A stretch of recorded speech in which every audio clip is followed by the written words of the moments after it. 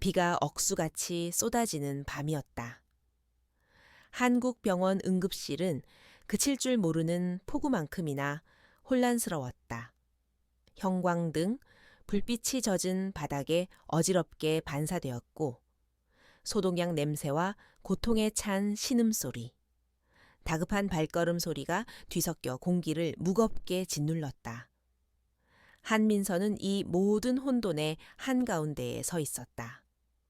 그녀는 6살 난 딸 유나를 품에 꼭 안고 있었다. 유나는 불덩이처럼 뜨거웠다. 가쁜 숨을 몰아쉬는 아이의 작은 가슴이 위태롭게 오르내렸다. 민서는 낡았지만 깨끗한 면 코트 자락으로 아이를 감쌌지만 병원 복도의 한기는 뼛속까지 스며드는 듯했다. 그녀의 옷차림은 수수했다. 값비싼 장신구 하나 없었고 화장기 없는 얼굴에는 오직 딸을 향한 절박한 걱정만이 어려 있었다.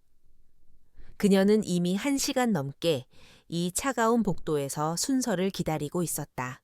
제발 우리 아이 좀 봐주세요. 그녀는 접수처의 간호사에게 다시 한번 애원했다. 간호사는 모니터에서 눈을 떼지 않은 채 기계적으로 대답했다. 순서대로 처리해 드리고 있습니다. 어머님, 지금 중환자가 많아서요. 저쪽에서 기다려주세요. 민서는 입술을 깨물었다. 순서라는 말이 지금 이 순간만큼 잔인하게 들린 적이 없었다. 유나의 상태는 단순한 감기가 아니었다.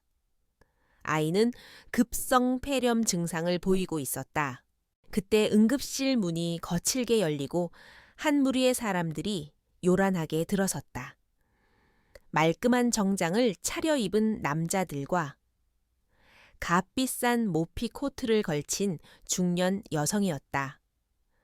그들 사이에는 10살쯤 되어 보이는 남자아이가 있었는데 팔에 붕대를 감고 있었지만 울음소리 외에는 그다지 심각해 보이지 않았다. 그들 주위로 의사와 간호사들이 순식간에 몰려들었다. 박 원장님 여기입니다. 정장 차림의 남자 중 하나가 소리쳤다.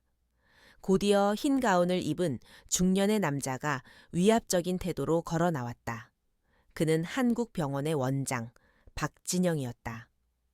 그의 안경 너머의 눈은 권위와 오만함으로 번들거렸다. 그는 민서와 유나 쪽은 쳐다보지도 않고 곧장 VIP 환자에게로 향했다. 아이쿠, 김 의원님, 사모님 아니십니까? 이런 누추한 곳까지 어쩐 일로? 박 원장은 허리를 굽신거리며 과장된 우려의 목소리를 냈다.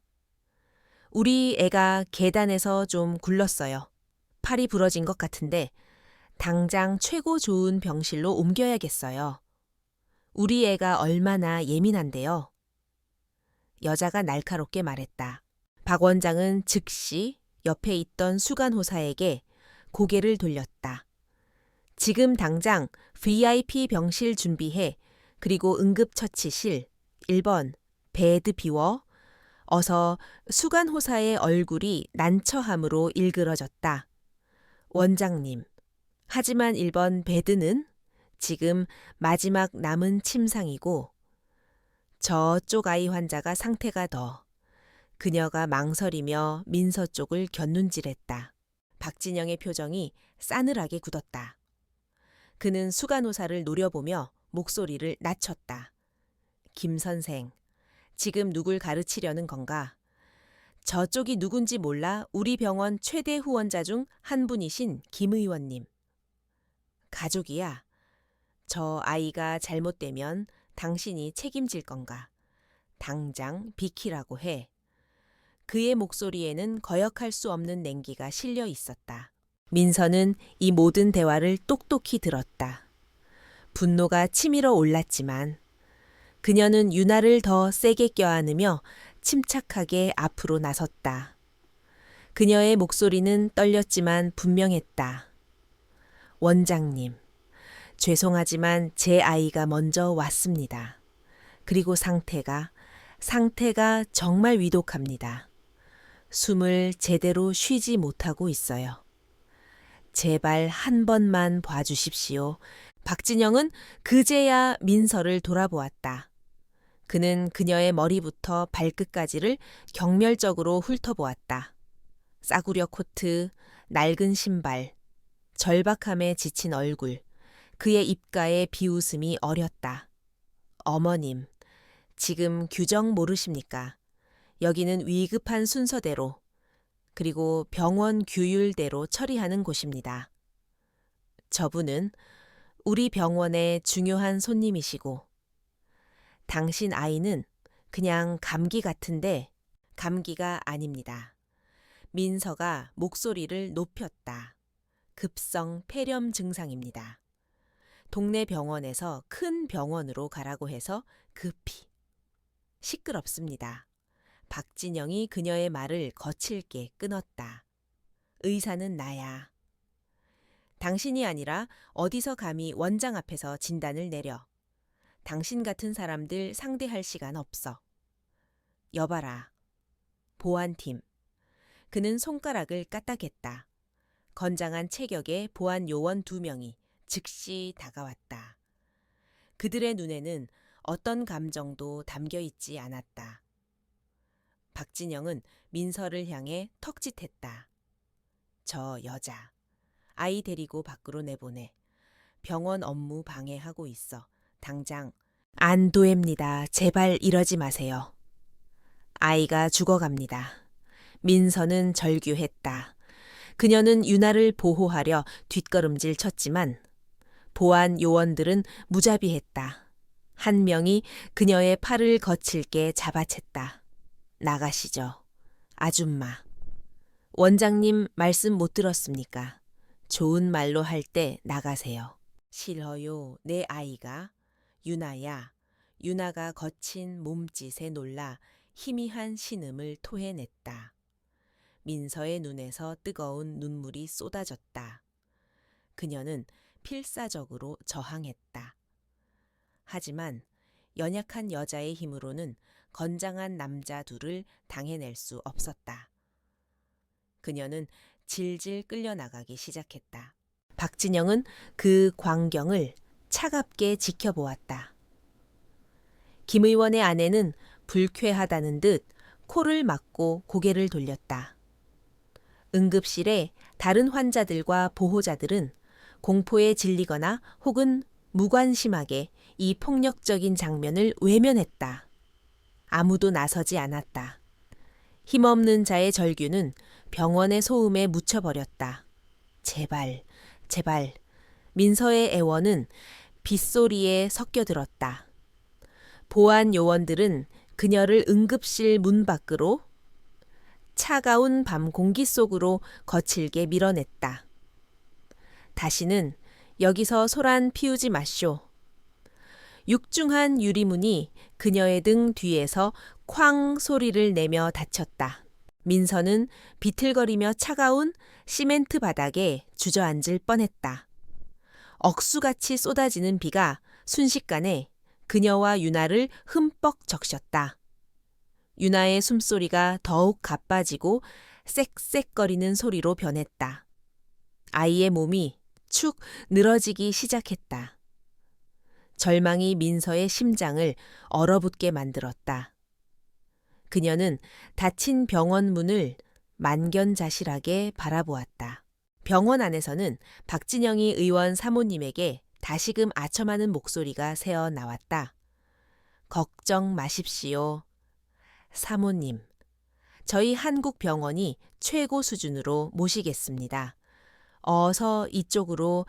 따뜻하고 밝은 병원, 내부와 차갑고 어두운 밖에 폭풍우가 극명한 대조를 이루었다. 민서는 딸의 차가워지는 뺨에 자신의 뺨을 비볐다. 유나야, 괜찮아. 엄마가 지켜줄게. 그녀의 목소리는 빗속에서 거의 들리지 않았지만 그녀의 눈빛은 더 이상 절망으로 흐려져 있지 않았다. 그 자리에는 차가운 분노와 얼음장 같은 결의가 자리 잡고 있었다. 그녀는 품속에서 방수 케이스에 든 낡은 스마트폰을 꺼냈다.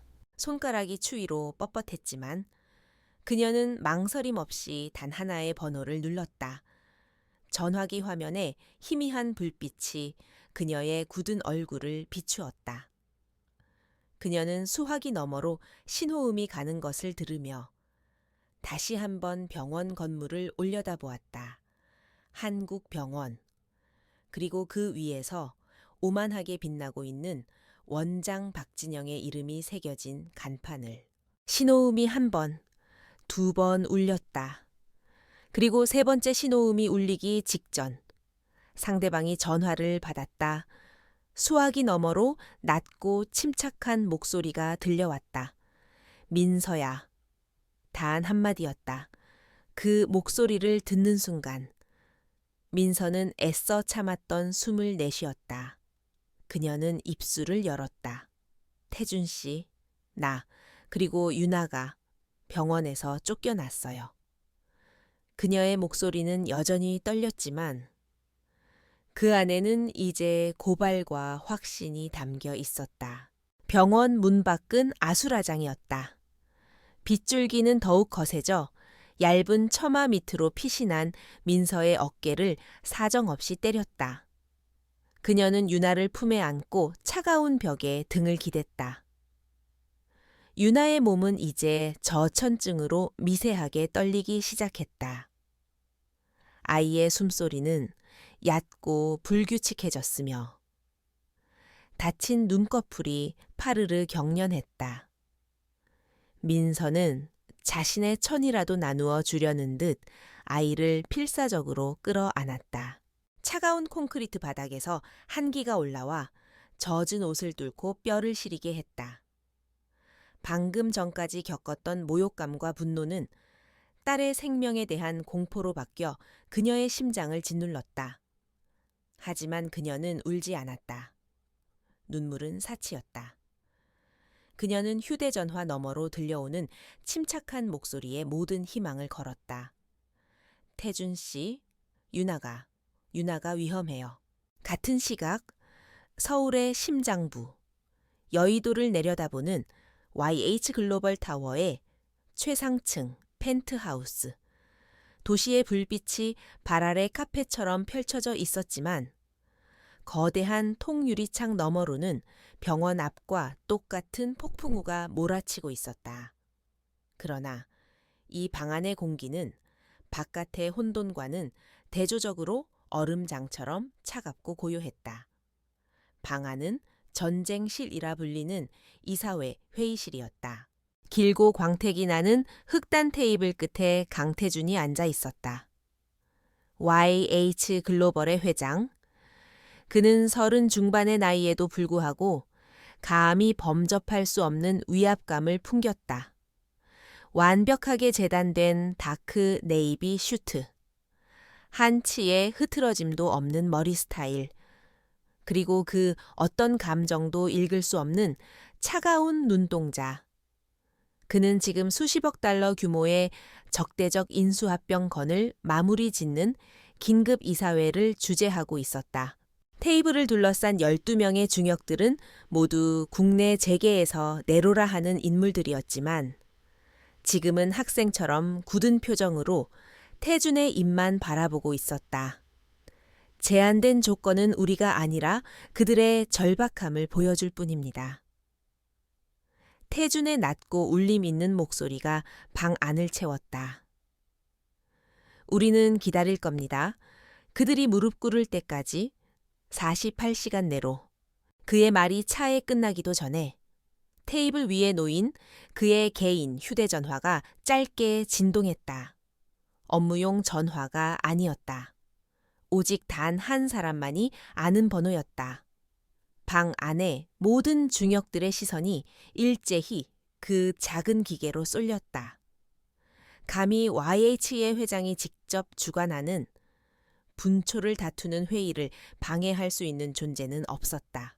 태주는 미간을 살짝 찌푸렸지만 그것은 짜증이 아니라 예기치 못한 변수에 대한 반응이었다. 그는 손을 들어 회의를 중단시켰다. 잠시 실례하지. 그의 목소리는 여전히 평온했지만 중역들은 서로 눈치를 보며 마른 침을 삼켰다. 강태준이 회의 도중 사적인 전화를 받는 것은 전례 없는 일이었다. 그는 자리에서 일어나 거대한 통유리창 쪽으로 걸어갔다. 도시의 야경을 등지고 선 그의 실루엣은 거인처럼 보였다. 그는 전화를 받았다. 민서야. 그의 목소리에는 그 누구도 들어본 적 없는 희미한 온기가 실려 있었다. 하지만 그 온기는 단 몇 초 만에 사라졌다. 회의실의 중역들은 그의 등을 바라보고 있었지만 그들에게도 태준의 변화가 느껴졌다. 그의 어깨가 미세하게 굳어졌다. 전화를 받지 않은 손이 주먹을 쥐는가 싶더니 손등에 푸른 힘줄이 선명하게 돋아났다. 방 안의 온도가 급격히 떨어지는 듯했다. 태준은 아무 말도 하지 않고 그저 듣고 있었다. 빗줄기가 유리를 때리는 소리만이 그의 침묵을 배경으로 울렸다. 몇 분 같은 몇 초가 흘렀다. 태준의 입이 마침내 열렸다. 알았어. 거기 그대로 있어. 아무 데도 가지 마. 내가 지금 가지? 그의 목소리는 얼음 조각처럼 날카롭고 위험했다. 그는 전화를 끊고 천천히 돌아섰다. 그의 얼굴은 평소의 냉정함을 유지하고 있었지만 그의 눈은 아니었다. 그곳에는 모든 것을 불태워버릴 듯한 고요한 분노. 영린을 건드린 자에 대한 무자비한 사리가 이글거리고 있었다. 중역들은 숨을 죽였다. 회의는 이만하지. 결과는 내가 통보하겠다. 그가 선언했다. 네. 하지만 회장님 협상 시한이 한 중역이 무심코 이의를 제기하려다. 태준의 시선을 받고는 말을 삼켰다.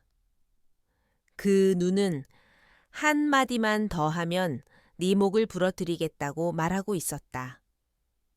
중역들은 황급히 자리에서 일어나 굳은 표정으로 회의실을 빠져나갔다.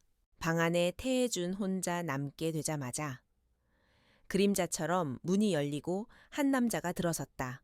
날카로운 안경, 빈틈없는 정장 차림, 그리고 감정을 읽을 수 없는 표정의 최 비서였다.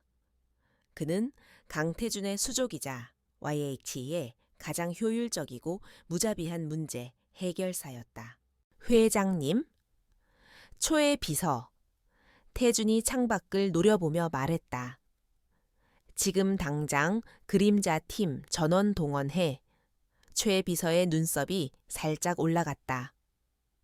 그림자 팀은 YH의 비공식 특수보안팀으로 오직 회장의 직속 명령에만 움직이는 조직이었다. 그들이 움직인다는 것은 단순한 문제가 아니라는 뜻이었다. 목표는 내 아내와 딸이다. 태준의 목소리에 감정이 실렸다. 한국병원 응급실 앞. 지금 비를 맞고 서 있어. 병원에서 쫓겨났다더군. 최 비서의 얼굴이 순간적으로 굳어졌다. 감히 YH의 안주인을, 회장의 가족을 병원에서 쫓아내다니. 명령을 하십시오. 즉시 팀을 보내서 두 사람을 확보해 안전하게. 유나가 아프다. 급성 폐렴 증상이야. 서울대병원 VIP 병동으로 즉각 이송해 내 이름으로 조치하고 국내 최고의 소아 호흡기 전문의를 당장 수배해. 그가 어디에 있든 무슨 수를 써서라도 데려와. 태준의 명령은 빠르고 정확했다. 그리고 태준이 돌아섰다. 그의 눈이 최 비서를 똑바로 응시했다. 한국병원, 원장 박진영. 그는 그 이름을 마치 독을 씹는 것처럼 내뱉었다. 오늘 밤 그놈에 대한 모든 걸 가져와. 개인 재무 기록, 통화 내역, 병원 내 CCTV 영상, 특히 오늘 밤 응급실 영상, 전부 단 하나도 빠뜨리지 마. 그와 관련된 모든 인물, 자금 흐름, 약점. 해가 뜨기 전에 내 책상 위에 올려놔. 그의 목소리는 이제 속삭임에 가까웠지만 그 어떤 고함보다도 위협적이었다. 감히 내 것을 건드린 대가가 무엇인지 뼈저리게 가르쳐 줘야겠다. 알겠습니다. 회장님. 최 비서는 조금의 망설임도 없이 고개를 숙였다. 그는 이미 태블릿을 꺼내들어 보이지 않는 속도로 명령을 입력하고 있었다. YH그룹이라는 거대한 기계의 톱니바퀴들이 오직 한 사람의 분노에 의해 움직이기 시작했다. 수십 개의 회선이 열리고 어둠 속에 있던 인물들이 움직이기 시작했다. 태주는 벽에 걸린 코트를 집어들었다. 오늘부터 48시간 동안 내 모든 일정을 취소해. 내가 직접 가야겠다. 회장님, 저희 팀이? 아니, 내 아내와 딸이다. 내가 직접 가. 태준이 초의 비서의 말을 잘랐다. 그의 눈에는 아버지로서의 고통과 남편으로서의 분노가 뒤섞여 있었다. 그는 개인 전용 엘리베이터로 향했다. 육중한 금속 문이 닫히며 분노로 이글거리는 그의 얼굴을 감추었다. 엘리베이터는 지상을 향해 무서운 속도로 하강하기 시작했다. 서울의 밤하늘에는 여전히 폭풍우가 몰아치고 있었지만 그것은 이제 막 한국 병원을 덮칠 더 거대한 폭풍의 전조에 불과했다. 강태준 회장이 분노에 휩싸여 엘리베이터로 사라진 직후 YH타워의 전쟁실은 순식간에 다른 종류의 전쟁을 준비하는 지휘 본부로 변모했다. 최 비서는 자신의 사무실로 돌아가지 않았다. 그는 벽에 숨겨진 패널을 작동시켰다.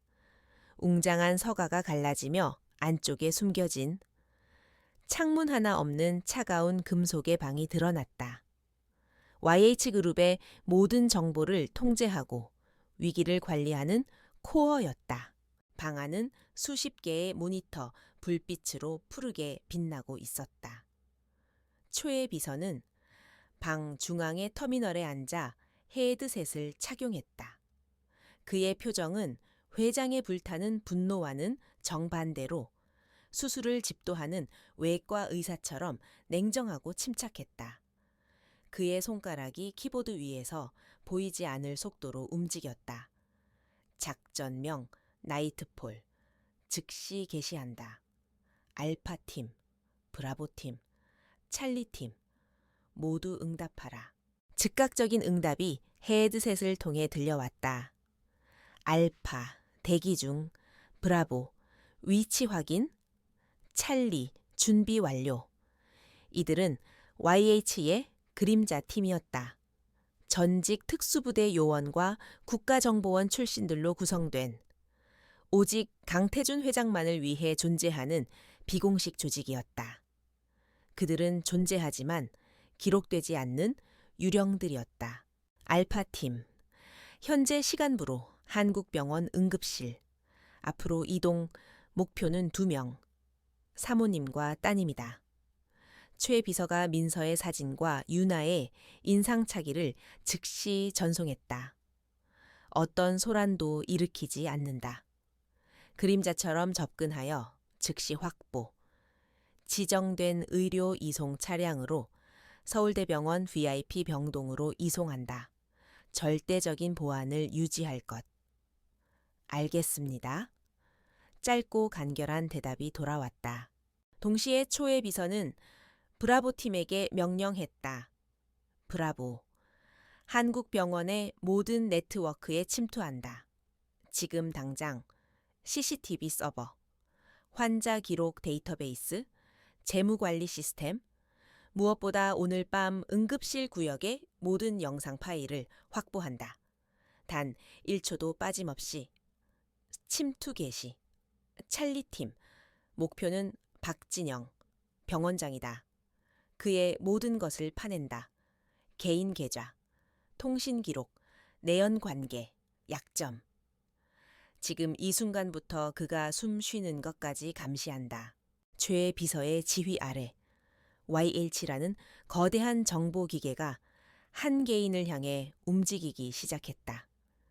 그것은 마치 거대한 아나콘다가 먹잇감을 서서히 조이는 것과 같았다. 무자비하고 빈틈없으며 소리 없는 사냥이었다. 불과 몇 분 만에 검은색 세단 3대가 YH타워 지하 차고를 빠져나와 빗속으로 스며들었다. 한편 한국병원 앞. 민서는 여전히 유나를 안고 처마 밑에서 떨고 있었다. 유나의 상태는 눈에 띄게 나빠지고 있었다. 아이의 호흡은 이제 거의 들리지 않을 정도로 얕아졌다. 절망이 다시 그녀를 덮치려 할 때였다. 빗줄기 속에서 3명의 남자가 소리 없이 그녀에게 다가왔다. 그들은 평범한 검은색 정장 차림이었지만 그들의 움직임은 평범하지 않았다. 그들은 마치 훈련받은 맹수처럼 주변을 경계하며 민서에게 접근했다. 한 남자가 재빨리 우산을 펼쳐 그녀와 유나를 가렸다. 민서는 경계심에 가득 차 뒷걸음질 쳤다. 누구시죠? 오지 마세요. 그녀의 목소리가 날카롭게 떨렸다. 병원 보안 요원들에게 당한 폭력이 그녀를 극도로 예민하게 만든 상태였다. 한민서 님이십니까? 가장 앞선 남자가 낮고 침착한 목소리로 물었다. 그의 눈은 민서가 아니라 그녀 주변의 모든 잠재적 위협을 훑고 있었다. 회장님께서 보냈습니다. 회장님, 증표입니다. 남자가 손을 내밀었다.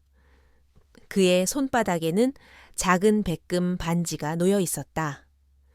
그것은 태준이 민서에게 결혼 기념일에 선물한 세상에 단 하나뿐인 디자인의 반지였다. 태준이 급히 그들에게 맡긴 것이었다.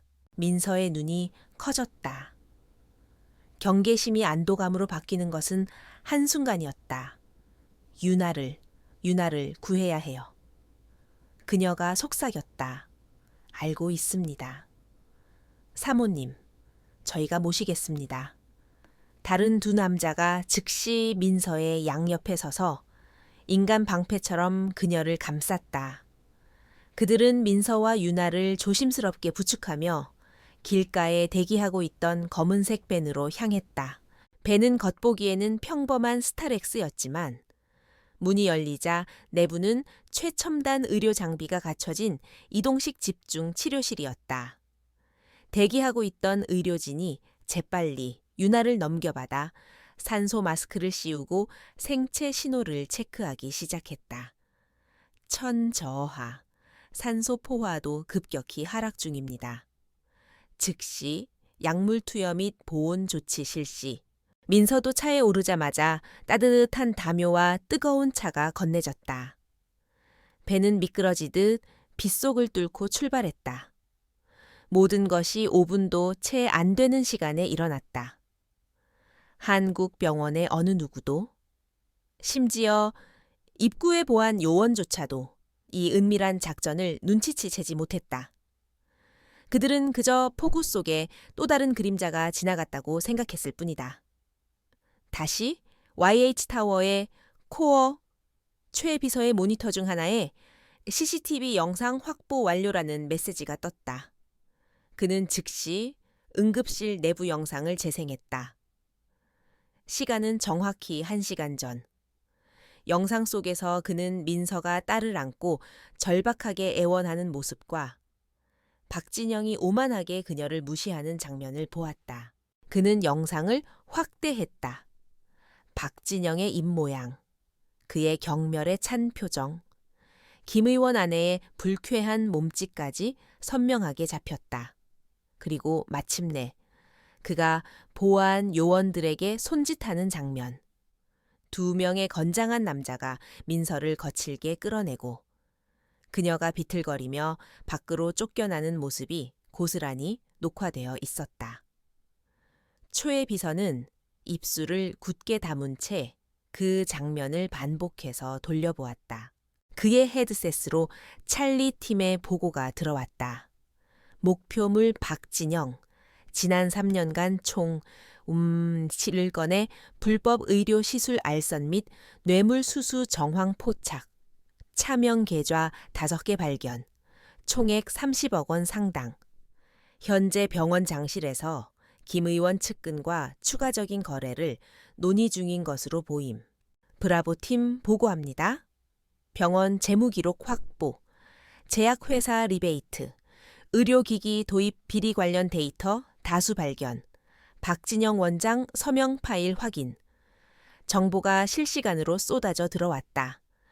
초의 비서의 손가락이 다시 바쁘게 움직였다. 그는 이 모든 조각난 정보들을 하나의 거대한 그림으로 엮어내기 시작했다. 박진영이라는 인물의 탐욕과 부패가 적나라하게 드러났다. 그는 병원을 자신의 왕국처럼 운영하며 환자의 생명이 아닌 돈과 권력을 기준으로 모든 것을 판단해왔다. 그리고 오늘 밤 그는 감히 건드려서는 안 될 사람을 건드렸다. YH의 영린을, 강태준의 가장 소중한 것을 짓밟았다. 최 비서는 모든 데이터를 정리하여 하나의 암호화된 파일로 묶었다. 여기에는 박진영의 범죄, 증거 목록, 관련 인물들의 관계도, 그리고 가장 결정적인 증거인 오늘 밤의 응급실 CCTV 영상이 포함되어 있었다. 그는 이 파일을 강태준 회장의 개인 태블릿으로 전송했다. 전송 완료 메시지가 뜨는 데 걸린 시간은 불과 몇 초였다. 회장의 명령이 떨어진 지 정확히 58분 만이었다. 1시간도 차에 되지 않아 한 사람의 사회적 생명을 완전히 끝장낼 수 있는 모든 증거가 수집되었다. 최 비서는 헤드셋을 벗고 안경을 고쳤었다. 그의 눈에는 어떤 감흥도 없었다. 이것은 그에게 일상적인 업무 처리일 뿐이었다. 비록 그 대상이 YH의 안주인이었을지라도 그는 조용히 일어섰다. 이제 남은 것은 회장의 심판뿐이었다. 방 안의 모니터들은 여전히 박진영의 일거수일투족을 비추고 있었다. 그는 병원 장실에서 누군가와 웃으며 악수를 하고 있었다. 그는 아직 자신의 운명이 결정되었다는 사실을, 자신이 이미 죽은 목숨이라는 것을 깨닫지 못하고 있었다. 강태준이 탄 차량은 요란한 경광등이나 호화로운 엠블럼 따위는 없었다. 그저 칠흑같이 검은 방탄 처리된 세단 한 대가 폭우를 뚫고 한국병원 로비 앞에 미끄러지듯 멈춰 섰다. 운전기사가 황급히 내리려 했지만 태주는 손짓으로 제지했다. 그는 직접 문을 열고 쏟아지는 비 속으로 걸어 나왔다. 우산도 쓰지 않았다. 차가운 빗물이 그의 머리카락과 수백만 원짜리 코트를 적셨지만 그는 아랑곳하지 않았다. 그의 몸에서는 빗물보다 더 차가운 냉기가 뿜어져 나왔다. 그는 젖은 구두로 병원 로비의 대리석 바닥을 밟았다. 또각, 또각. 그의 발걸음 소리는 유난히 크고 위압적으로 울려 퍼졌다. 병원 로비는 응급실의 혼란과는 달리 비교적 조용했지만 여전히 야간 근무자들과 몇몇 보호자들로 어수선했다. 박진영 원장은 막 기분 좋은 거래를 마친 참이었다. 그는 김 의원의 아내를 VIP 병동으로 안내한 후 그녀가 찔러준 두둑한 감사 봉투를 주머니에 넣고 로비로 내려오는 길이었다. 그는 콧노래까지 흥얼거리며 자신의 권력에 도취해 있었다. 병원 직원들은 그런 그에게 굽실거리며 인사를 건넸다. 원장님, 수고하셨습니다. 다들 맡은 바 임무에 충실하도록, 특히 VIP 환자분께는 한치의 소홀함도 박진영이 거만한 훈계를 늘어놓으려던 순간이었다. 그의 앞을 한 남자가 가로막았다. 흠뻑 젖은 그림자처럼 어두운 남자가 박진영은 불쾌감에 미간을 찌푸렸다. 그는 이 남자가 누군지 알아보지 못했다. 그저 비에 젖은 행색과 값비싸 보이지만 지금은 물에 빠진 생쥐꼴인 코트를 경멸적으로 훑어볼 뿐이었다. 뭡니까? 당신 역인 환자나 보호자 외에는 함부로 어이, 보안팀, 이 사람 안내 보내고 뭐해. 그는 마치 길거리에 성가신 장애물을 치우라는 듯 손을 휘저었다. 보안 요원 몇 명이 다가오려 했다. 하지만 그들은 태준에게서 뿜어져 나오는 살기에 압도되어 감히 2걸음 이상 접근하지 못했다. 남자는 움직이지 않았다. 그는 그저 천천히 고개를 들었다. 물에 젖은 머리카락 사이로 그의 눈이 박진영을 향했다. 그 눈은 분노나 슬픔이 아니었다. 그것은 모든 감정이 소거된 깊이를 알 수 없는 심연, 절대 영도의 얼음이었다. 태준이 입을 열었다. 그의 목소리는 크지 않았지만 로비 전체의 공기를 얼어붙게 만들었다. 박진영 원장. 그 낮고 서늘한 울림에 박진영의 오만한 미소가 얼굴에 굳어버렸다. 그는 본능적인 위기감을 느꼈지만 여전히 상황 파악을 하지 못했다. 누군데 감히 원장 이름을 함부로 불러. 그때 로비 반대편에서 야간 행정 총괄을 맡고 있던 부원장과 외과 과장이 급히 걸어오고 있었다. 그들은 박진영에게 무언가를 보고하려던 참이었다. 그러나 그들은 로비 중앙에 서 있는 비에 젖은 남자를 보는 순간 그 자리에 못 박힌 듯 얼어붙었다. 그들의 얼굴은 순식간에 새하얗게 질렸다. 해요, 해요. 부원장의 입에서 바람 빠지는 소리가 났다. 외과 과장은 자기도 모르게 뒷걸음질 쳤다. 그들은 그 얼굴을 알고 있었다. 매년 병원의 기밀 재무 보고서와 이사회 자료에서 사진으로만 보던 존재, 한국병원의 실질적인 소유주이자 YH 글로벌의 수장, 한 번도 공식 석상의 모습을 드러낸 적 없는 안개 속에 가려진 지배자, 호의 회장님. 부원장이 공포에 질려 떨리는 목소리로 중얼거렸다. 그 소리는 작았지만 얼어붙은 로비에서는 천둥처럼 크게 들렸다. 박진영의 눈이 경악으로 커졌다. 호 회장님, 무슨 회장, YH 강태준. 그는 믿을 수 없다는 듯이 눈을 비볐다. YH의 회장이 왜 이런 모습으로, 그것도 이 한밤중에 경호원 하나 없이 자신 앞에 서 있단 말인가. 박진영의 머릿속이 하얗게 변했다. 무슨 말씀이십니까? 부원장. 이 사람은 그냥 닥쳐. 박 원장. 부원장이 평생 처음으로 박진영에게 고함을 질렀다. 그는 사색이 되어 태준을 향해 달려오더니 90도로 허리를 숙였다. 회장님, 강태준 회장님, 어쩐 일이십니까? 이런 누추한 곳까지 미리 연락이라도 주셨으면.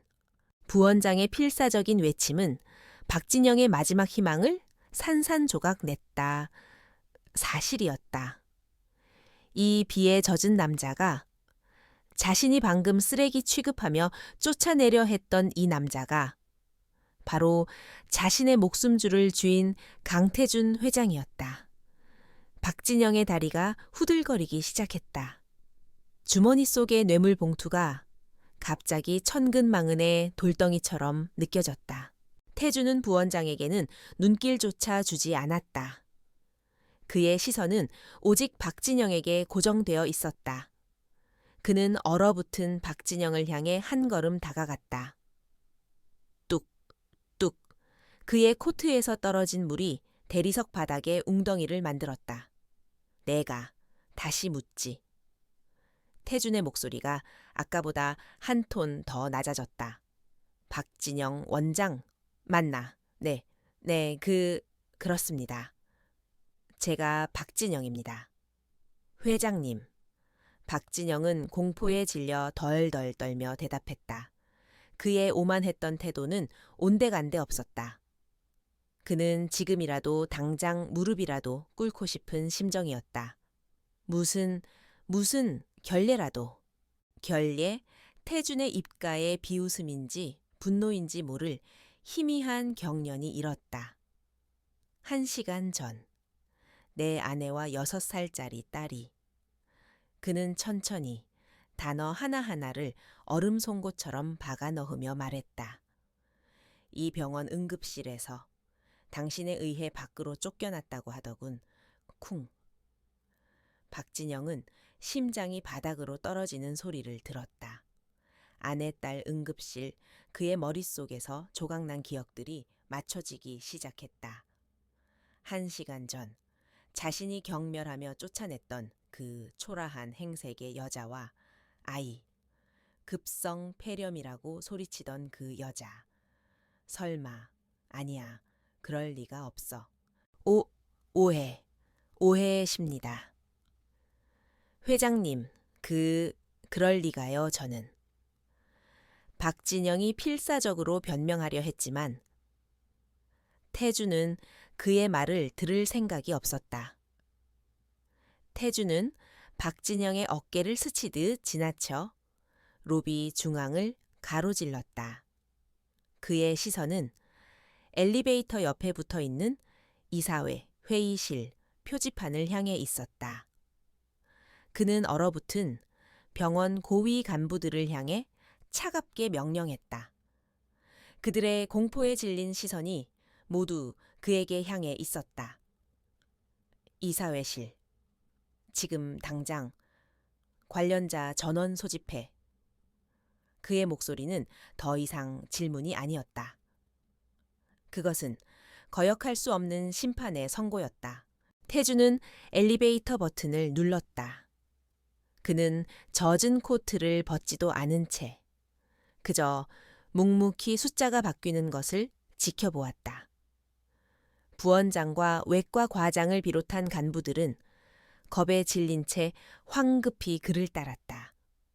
오직 박진영만이 그 자리에 우두커니 서 있었다. 그는 차가운 대리석 바닥에 발이 붙어버린 듯 꼼짝도 할 수 없었다. 전신에서 식은땀이 비 오듯 흘러내렸다. 그는 자신이 방금 무슨 짓을 저질렀는지, 그리고 그 대가가 무엇일지 깨닫기 시작했다. 한국병원 15층에 위치한 이사회 회의실은 평소라면 한밤중에 불이 켜질 일이 없는 곳이었다. 하지만 지금은 모든 조명이 환하게 켜진 채 숨 막히는 긴장감이 감돌고 있었다. 거대한 원목 테이블을 둘러싸고 병원의 주요 이사들과 고위 간부들이 겁에 질린 표정으로 앉아 있었다. 그들 중 다수는 잠옷바람에 코트만 걸친 채 황급히 달려온 모습이었다. 강태주는 테이블 상석에 앉아 있었다. 그는 여전히 물에 젖은 셔츠 차림이었지만 그 누구도 감히 그의 복장을 지적하지 못했다. 그의 존재감만으로도 방 안의 공기는 얼어붙을 듯 차가웠다. 그의 뒤에는 그림자처럼 최 비서가 서 있었고 그의 손에는 태블릿 PC가 들려 있었다. 박진영 원장은 하석에 마치 죄인처럼 고개를 숙인 채 앉아 있었다. 그의 얼굴은 종이장처럼 하얗게 질려 있었고 전신은 사시나무처럼 떨리고 있었다. 그는 감히 고개를 들어 태준과 눈을 마주칠 엄두조차 내지 못했다. 방금 전 로비에서의 충격은 그를 완전한 공황 상태로 몰아넣었다. 아내와 딸, 그 여자가 회장 부인이었다니. 태준은 말없이 테이블을 둘러보았다. 이사들은 대부분 병원의 지분을 가진 의사 가문 출신이거나 지역 유지들이었다. 그들은 수년간 박진영의 전횡을 묵인하거나 혹은 동조하며 이익을 나누어 가졌다. 그들은 YH의 자선재단이 병원의 최대 주주라는 사실은 알았지만 그 주주가 강태준이라는 이름의 무자비한 기업 사냥꾼일 줄은, 그리고 그가 이렇게 직접 모습을 드러낼 줄은 상상도 못했다. 다 모였나? 태준의 목소리가 정적을 깨뜨렸다. 그것은 질문이 아니었다. 그는 최 비서에게 고갯짓했다. 시작하지. 최 비서는 앞으로 한 걸음 나섰다. 그는 회의실 벽면에 거대한 스크린을 켰다. 긴급 이사회 소집 사유에 대해 보고하겠습니다. 그의 목소리는 감정 없이 건조했다.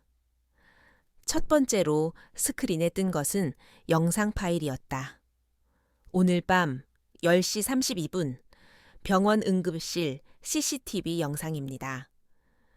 영상이 재생되기 시작했다. 화면 속에는 박진영이 김 의원 아내에게 아첨하는 모습, 그리고 한민서가 아이를 안고 절박하게 애원하는 모습이 고스란히 담겨 있었다. 이사들의 얼굴이 굳어졌다. 그리고 마침내 결정적인 장면이 나왔다.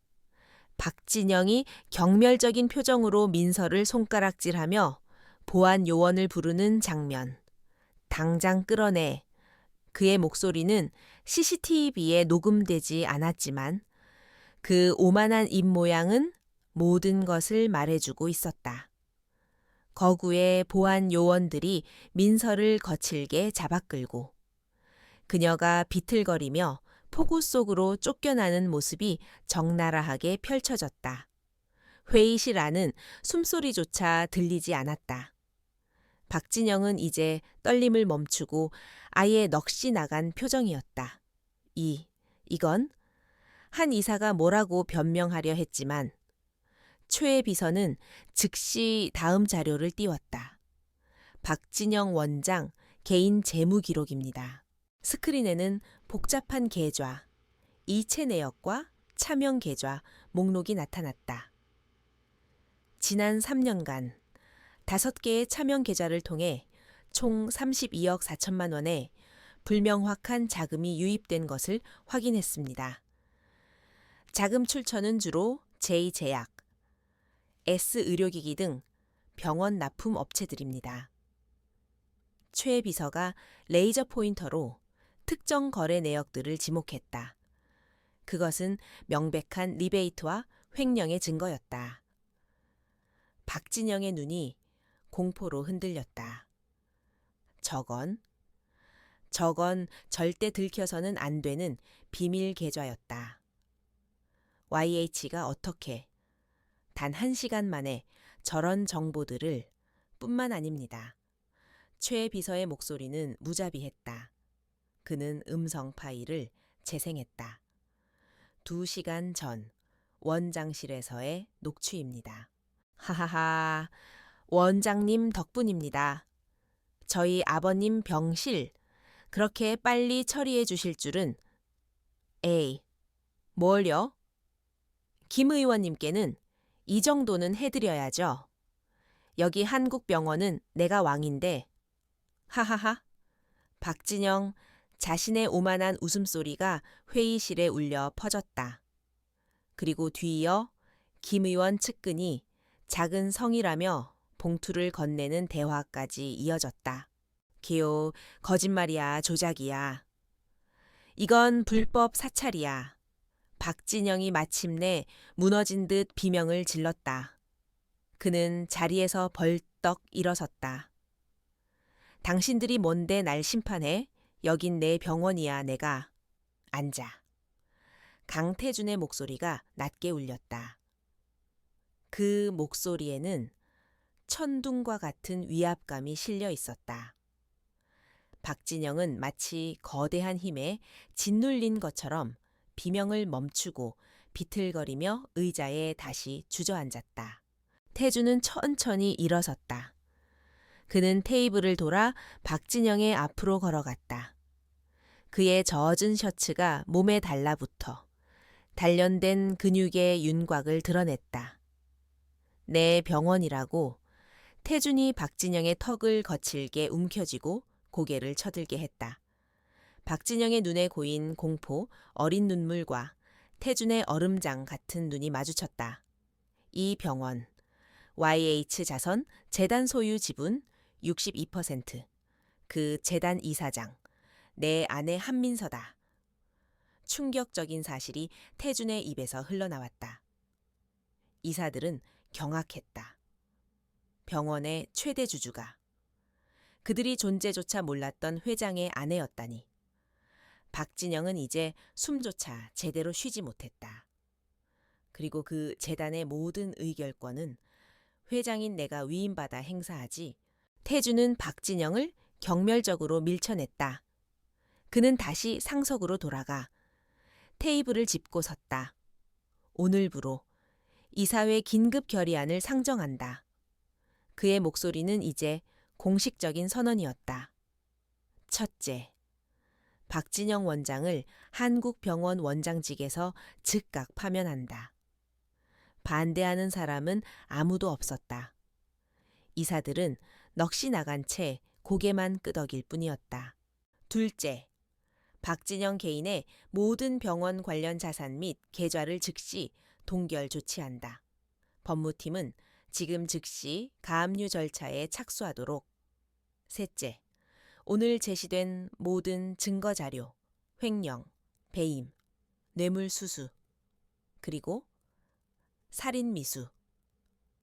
태준이 살인미수라는 단어를 내뱉었을 때 박진영은 비명을 지르려다 숨이 막혀 캑캑거렸다. 이 모든 자료를 즉시 검찰에 이첩한다. YH 법무팀이 직접 고발을 진행한다. 안 돼. 회장님. 제발 살려주십시오.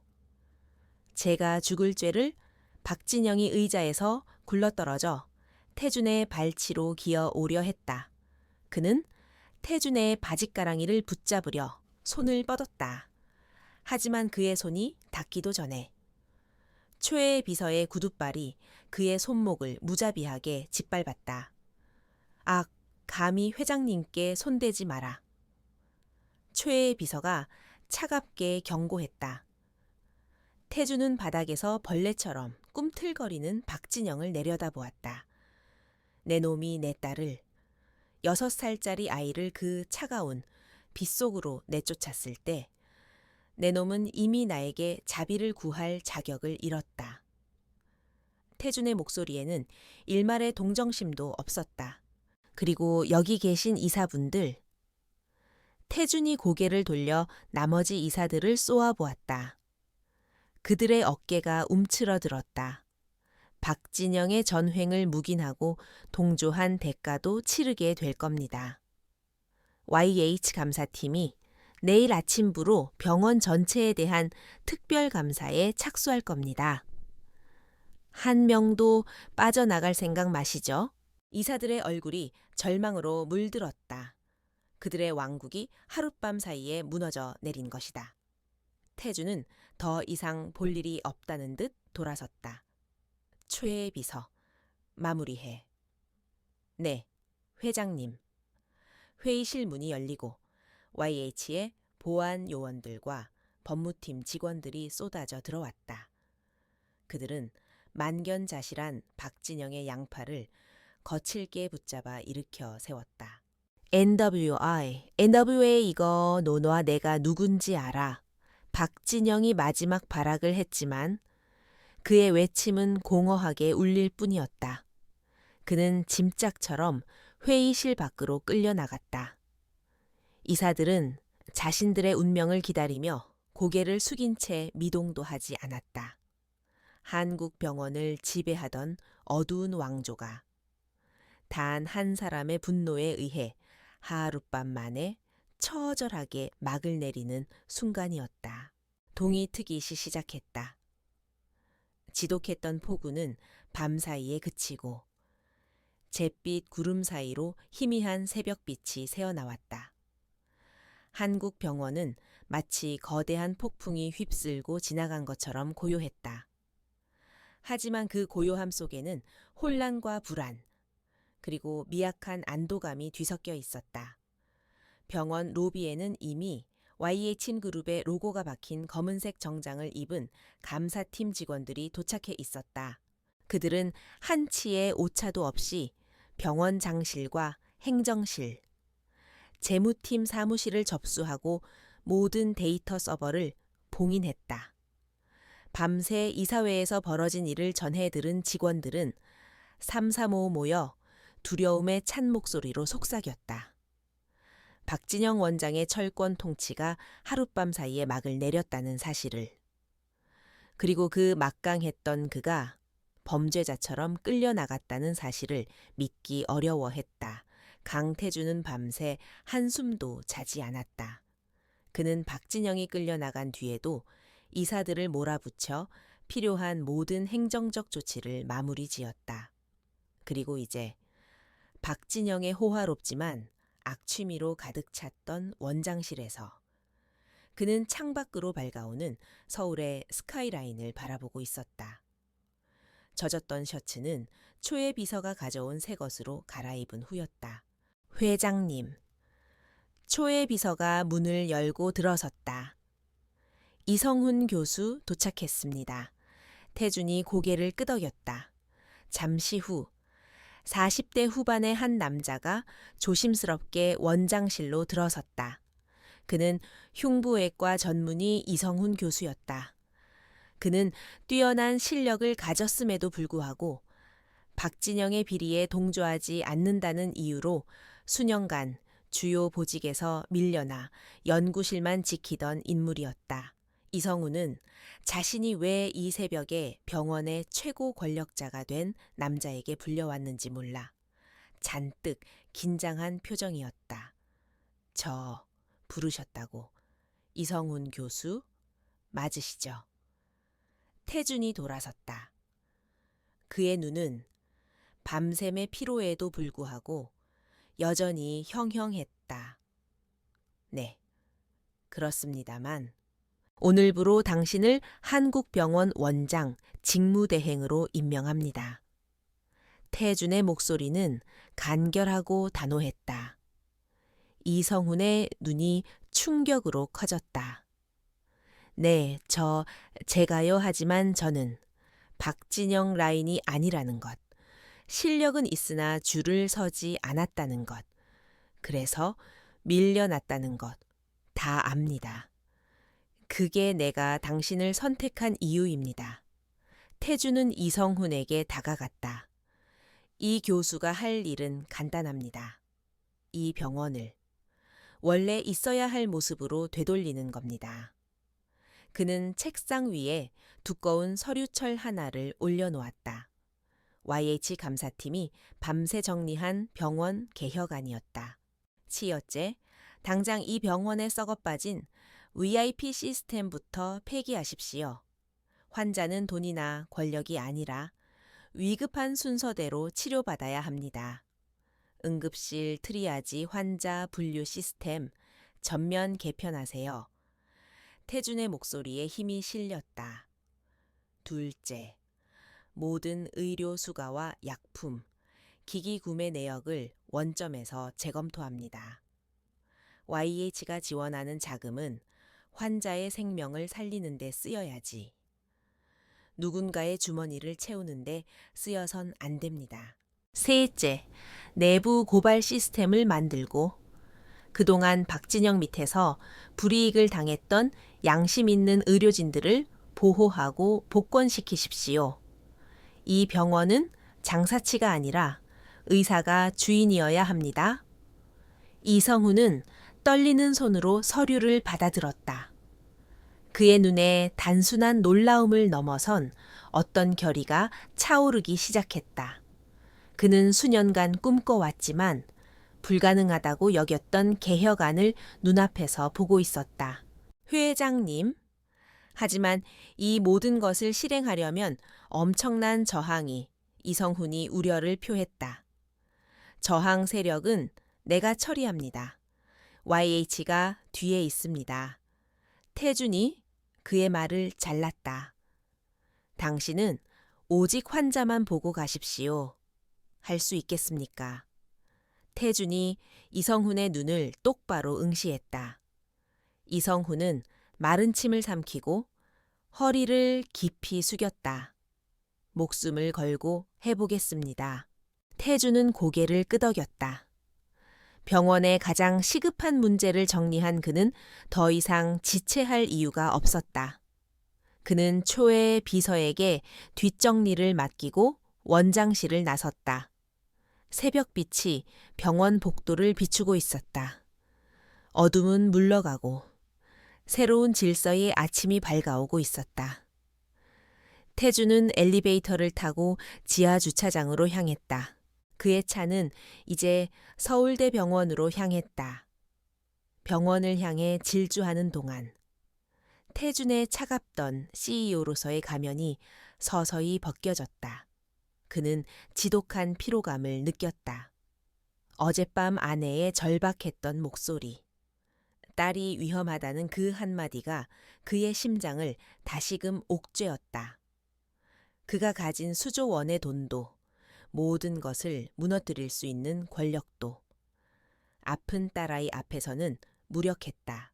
서울대병원 VIP 병동은 한국 병원과는 공기부터 달랐다.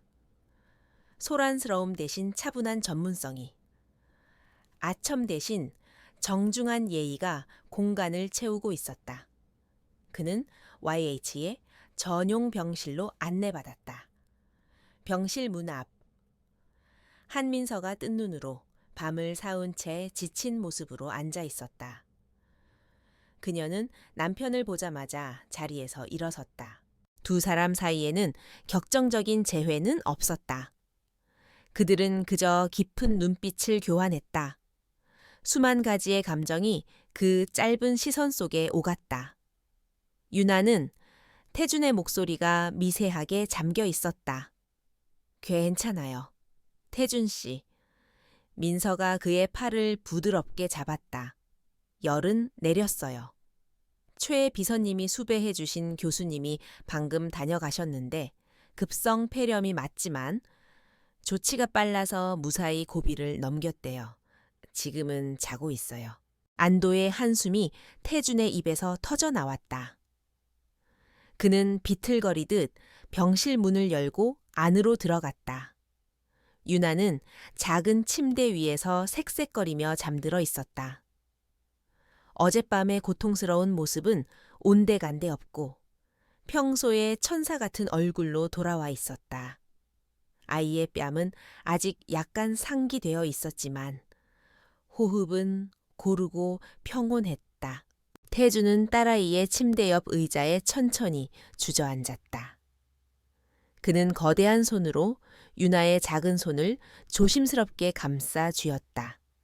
하룻밤 사이에 제국 하나를 뒤엎은 무자비한 기업가. 강태주는 온데간데 없었다. 그곳에는 그저 딸의 안위에 가슴 졸였던 한 아버지가 있을 뿐이었다. 그는 딸의 손에 자신의 뺨을 비비며 지독했던 밤의 공포를 밀어냈다.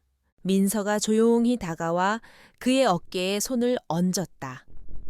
태주는 고개를 들어 아내를 바라보았다. 그의 눈에는 그 누구에게도 보이지 않았던 깊은 피로감과 미안함, 그리고 연약함이 스쳐 지나갔다. 고생했어. 민서야. 그가 낮은 목소리로 속삭였다. 당신이 유나를 지켰어. 그는 평소처럼 완벽하게 통제된 모습이 아니었다. 내가 조금만 늦었더라면 죄책감이 그의 목소리를 무겁게 눌렀다. 민서는 고개를 저었다. 그녀는 그의 손 위에 자신의 손을 겹쳤다. 아니에요. 우리가 지킨 거예요. 태준 씨. 당신은 언제나처럼 우리를 지키러 와줬어요. 민서는 수수한 차림이었지만 그 어떤 재벌가의 사모님보다도 강인하고 현명한 여자였다. 그녀는 태준이 가진 힘의 무게를 그리고 그가 짊어진 고독을 이해하는 유일한 사람이었다. 태준은 아내의 따뜻한 손을 마주 잡았다. 창밖으로 완연한 아침 해가 떠올라 병실 안을 따뜻한 황금빛으로 물들였다. 지옥 같았던 밤이 지나고 평화로운 아침이 찾아왔다. 박진영에게 내려진 심판은 단순한 복수가 아니었다. 그것은 강태준이 자신의 가족과 자신이 세운 질서를 지키기 위한 필연적인 행동이었다. 그는 다시 한번 유나의 잠든 얼굴을 바라보며 이 평화를 깨뜨리려는 자는 누구든 용서하지 않으리라 다짐했다. 그 끔찍했던 밤이 지나고 일주일이라는 시간이 흘렀다. 서울은 언제 그런 폭풍우가 몰아쳤냐는 듯 눈부신 가을 햇살 아래 평온을 되찾았다. 서울대병원 VIP 병동의 창가에도 따스한 햇볕이 가득 들어왔다. 유나는 이제 완벽하게 건강을 회복했다. 아이의 뺨은 다시 장밋빛으로 물들었고 병실은 유나의 맑은 웃음소리로 가득 찼다. 엄마, 아빠 이것 보세요. 간호사 이모가 선물 줬어요. 유나가 새로 받은 곰 인형을 흔들며 침대에서 방방 뛰었다. 며칠간의 입원 생활이 지루할 법도 했지만 아이는 특유의 밝음으로 금세 기운을 차렸다. 한민서는 그런 딸의 머리카락을 부드럽게 쓸어주며 미소 지었다. 그녀의 얼굴에서도 지난밤의 지친 기색은 사라지고 특유의 온화함과 강인함이 되살아났다. 강태준은 병실 구석의 작은 소파에 앉아 그 모습을 조용히 지켜보고 있었다. 그는 지난 며칠간 YH타워로 돌아가지 않았다. 모든 업무는 초의 비서를 통해 원격으로 처리했다. 그의 시선은 서류가 아닌 오직 아내와 딸에게만 고정되어 있었다. 그에게는 수십억 달러짜리 계약보다 딸의 웃음소리가 더 중요했다. 오늘 퇴원 수속 발바도 좋다고 하셨어요? 민서가 태준을 바라보며 말했다. 집에 가자. 유나야. 와, 신난다. 집에 가면 할머니가 맛있는 거 해 주신댔는데 유나가 환호했다. 태준은 자리에서 일어나 딸을 번쩍 안아들었다. 그의 얼굴에 딱딱한 CEO의 가면은 없었다. 오직 딸을 사랑하는 아버지의 부드러운 미소만이 걸려 있었다. 그들이 편곤을 되찾는 동안 병원 밖의 세상은 격동하고 있었다. 한국 병원 사태는 YH그룹의 정보 통제에도 불구하고 일부 언론을 통해 병원장의 충격적인 비리라는 이름으로 터져나왔다. 물론 그 피해자가 YH의 안주인이었다는 사실은 철저히 비밀에 붙여졌다. 박진영은 그날 밤 현장에서 즉시 체포되었다. YH 법무팀이 제출한 증거는 너무나도 명백하고 방대했다.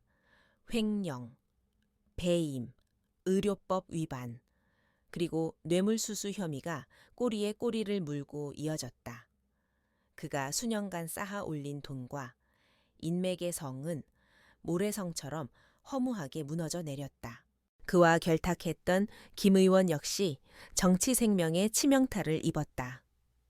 YH 압박이 시작되자 그에게 줄을 섰던 모든 이들이 등을 돌렸다. 박진영이 비호했던 부패한 간부들 역시 모두 감사팀에 의해 적발되어 법의 심판을 기다리는 신세가 되었다. 그들은 자신들이 쫓아낸 초라한 여인이 대한민국 재계를 움직이는 거인의 아내였다는 사실을 알게 되었을 때 절망조차 사치라는 것을 깨달았다. 한국 병원에는 고통스럽지만 건강한 변화에 바람이 불고 있었다. 원장 직무대행이 된 이성훈 교수는 강태준의 전폭적인 지원을 받으며 대대적인 개혁을 시작했다. 가장 먼저 응급실 시스템이 바뀌었다.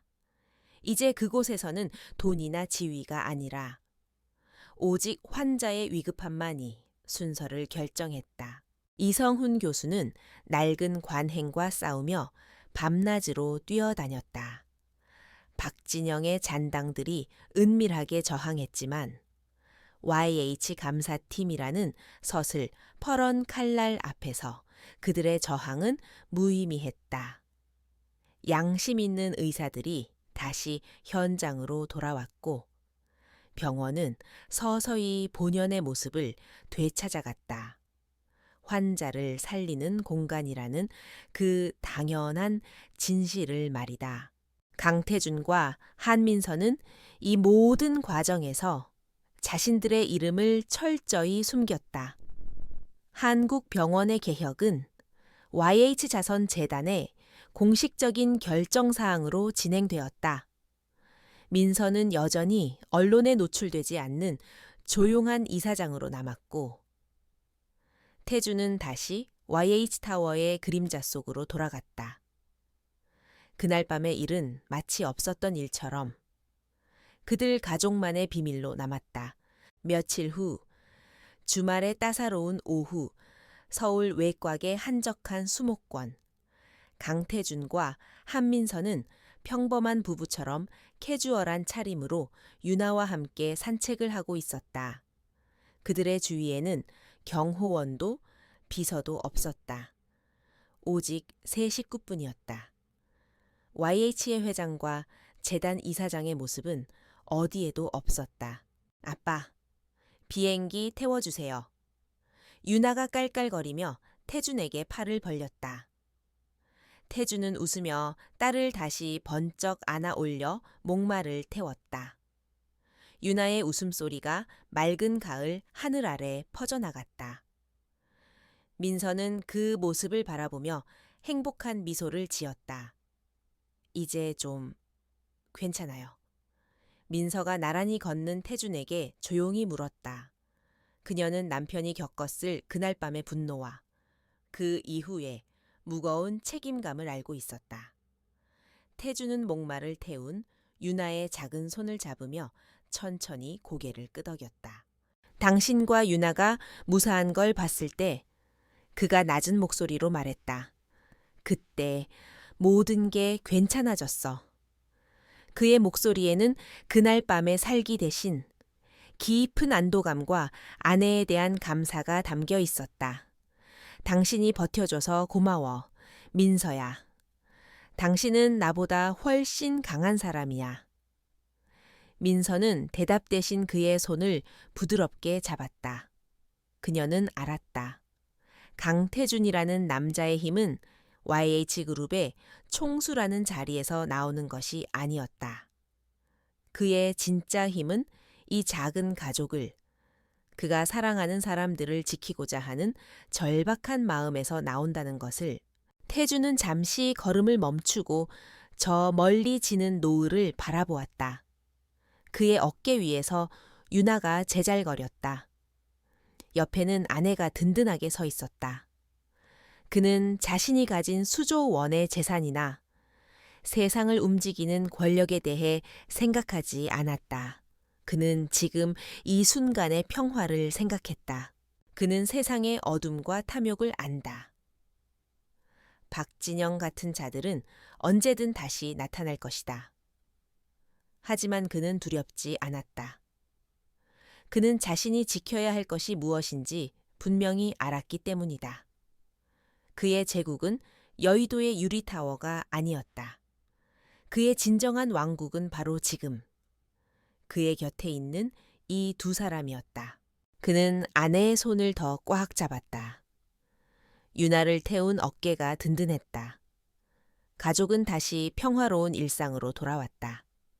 정의는 실현되었고 상처는 아물기 시작했다. 강태준 회장의 조용하지만 무자비했던 심판은 그렇게 완성되었다. 그는 자신의 세계를 지켜냈고 그 어떤 승리보다도 값진 평화를 되찾았다.